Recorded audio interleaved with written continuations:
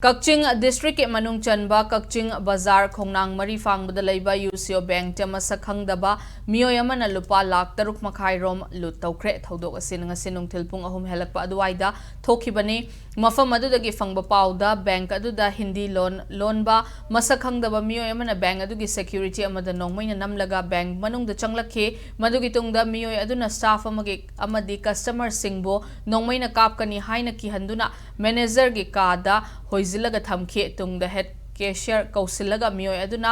bank adugi upuda yauramba sales sing mahakna purakpa bag ta hapchil hanke madugi matung sakhangdaba mioy adu masana purakpa two wheeler gari adu thauraga khonglei thuna chatke bangalore tawbagi paw hek fangbaga Kakching district police ke SP additional SP yauna ahenba police team sing laktun yengsin ke bank ke building amadi manaknakpa akoiba jaga singda install tawba CCTV camera ge